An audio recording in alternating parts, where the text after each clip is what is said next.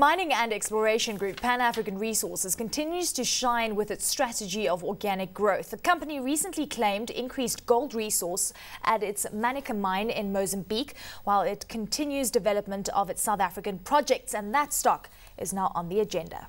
Pan African Resources market cap 2 billion, price earnings 11.8, dividend yield 3.3%. I pause every time there because we have a gold mine paying a dividend, and that continues to blow me away. I know, prejudice. Keith, there are a couple of things there. Something I was looking at the chat forums earlier today, and the point the guy was making, he makes a brilliant point. The resources in Barberton, 750 to maybe 1 million ounces. They're doing about 100,000 ounces a year. That gives that mine about a 7, 8, maybe a 10-year lifetime, which means that they need the new projects. First of all, they upgraded the resources and reserves, so technically their life of mine is beyond that. Okay. I haven't crunched the numbers, but I expected sort of between 10 and 15 years. In reality, it's probably closer to 20.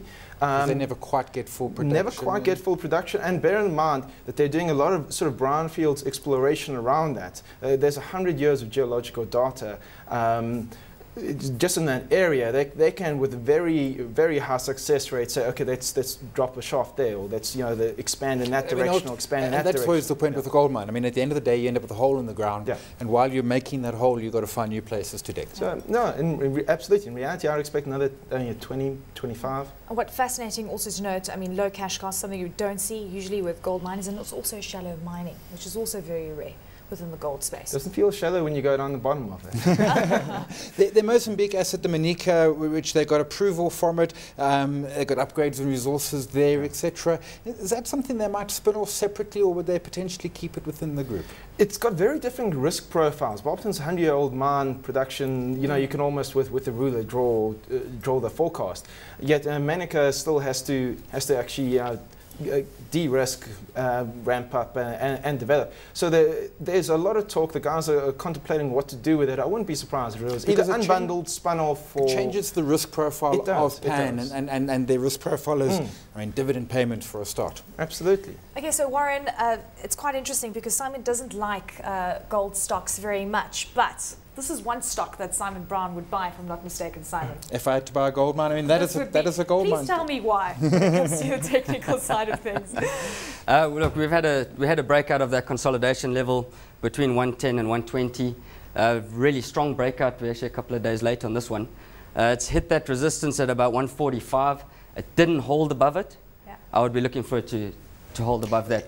At this point in the equation, I mean, that nice trade was around the 120-odd level. Would we expect perhaps a bit of retracement at that resistance? I would. I'd expect it to come back to about 125 to start. That's where I'd be getting. And then perhaps give you a second chance to get back and then to take out those highs back from 2008. Yeah, or of course if it holds above 145. Well, I was going to say that we've actually been at these levels in the second quarter of 2008, I see. Yes. The levels that we're experiencing right now. What would happen if we do see quite a bit of negativity? Could we see similar downward trend? Yes, absolutely. I mean, from the fundamentals, sounds like a pretty good story.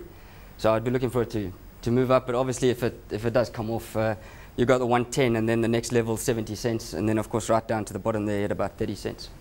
If I can add just a little bit more color to Warren's chart there, you spoke about the consolidation region around 120 where it broke out of that. To add color, that's when they're building and ramping up the Phoenix PGM project, and it's essentially it's ramping up production, it's de-risking. This is the market valuing and de-risking. Okay, well, with regards to challenges when it comes to this company, because we keep talking about all the positive elements, and it seems that you can't really find anything wrong with the company, and given the fact that it has no debt. So on every aspect, it's one major risk. It's got very few assets. It's a portfolio of mines. I mean, it's got one developing, one platinum ramping up to production towards the end of this year, and Manica, which is in the exploration. Maybe call it late exploration. So your cash cow, which is Barberton mine, could flood. Bang, no company. So it's so we need no rain in Barberton. absolutely, absolutely. So it'll never get exact the same rating as a fully diversified miner with a portfolio of assets all across the world, geographies, absolutely, and asset classes. But it's not to say that the assets in this portfolio aren't good. You mentioned Phoenix, that's their platinum project. It's a trailings project, if I understand. 12,000 ounces a year. That's, I mean, I imagine Implat probably does that in a good morning. I mean, it's small, but for them, it's not insignificant. What's critical here to understand is that it's not ounces, it's profitable ounces. They estimate their cost per ounce there will be around 400. And it's completely different to what we see with a lot of platinum miners in South Africa. And they then sell at about 17. Sorry? It's completely, I mean, $400 an ounce. It's your profit margins there are incredible. And bear in mind, the Barberton mine has hundreds, possibly thousands of laborers down at miners. Phoenix project has 40. Okay, so hot or not for you then? Definitely like Pan-African. It's the only mine stock, only gold mining stock I own, and it's the only gold mining stock I want to own. So would you buy at these levels, I mean, given the fact that it has had a very good run of late? I'm not sure I'd commit further capital to it. I mean, I have to go through a rigorous valuation process at this point. But I like it. I'm still holding it, holding my stock. And Simon, I know that you like it, but would you be buying? Well, I just crunched the numbers, and my math is probably a bit out. But I mean, that 12,000 platinum ounces, which seems unexciting, that's 100 million a year to them. Bottom line profit, that's not insignificant. You know, I've said it before, I'll say it again, I don't like gold, I don't like mining very much. If I had to buy a gold mine, it would be Pan-Africa. There's just a lot good about them. I think at 140 odd, it's a bit rich. I think a pullback to 120 would be a nice buying zone. Of course, there's always a chance it never pulls back. Okay. Yes. Okay, Warren, hot or not? I would second Simon's opinion there. It's high lows, making higher highs at major resistance. I would look for it to come back to about 120, 125. Okay, what are the chances that it will come back to that? Yeah. There's the wall here. I thought you were going to bring one along. Warren, can I throw one in there? I mean, sure. if you're looking on a 1 year horizon here, I mean, and you can't trade short term like that. What is your view on the stock then? Long term, up. Yeah.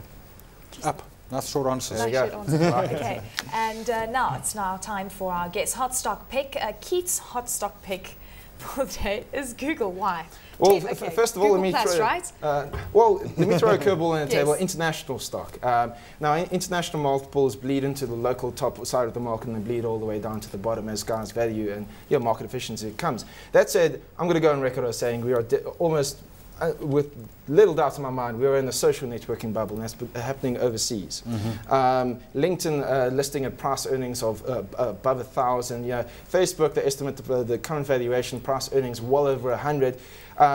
Google just launched Google+.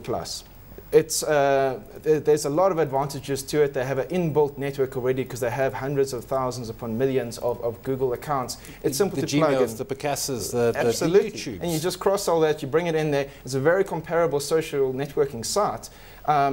Yet Google has a price earnings of 20. Now, on a pure valuation basis, you've got to ask, is there not a bit of value in this? And you go even further, because Facebook is a one product or one service company. So how would you get exposure to Google as a South African investor wait, now? Here's an interesting angle, then I'll answer that. Well, first of all, Facebook, single service business. Yeah. Google, online advertising out of AdSense. There's now Google+, there's Google Maps, Google Apps, streams. And there's Google Android, fastest growing on cross-platform mobile and tablet computing, that when you plug your Google Plus into it, bang, you've got another captive audience. Well, first of all, you can get exposure directly. Simple. You open an overseas account, or you can get it through a fund manager whose mandate is offshore, or you can buy it through things like, through stockbrokers who can facilitate. Like we have the ability to facilitate trade on that side. There's also IDX futures on the JC which you can trade. Okay, Warren, your hot stock pick is Goldfields. Goldfields was up 3% in today's session, if I'm not mistaken. It has been very volatile. That's why I picked it. Why? Yeah. We've got a long-term support line. It's formed a rounding bottom. So when you have a look at that chart, it's had the lower lows, but less volatility down here. And we've got a nice pull-up, rounding bottom. We've broken the neckline of that rounding bottom. The reason I picked it today is exactly for that. That's a really bullish sign. Intermediate term support at 95 Rand. It's broken through, nice resistance there at 101. Target will be 112, and that will be from a trading perspective. Okay, fantastic. Not because you're bullish on gold. No. Okay, we'll put all the cards on the table. Simon, very quickly. I don't trade gold stocks. I like Google a don't lot. even know why I bought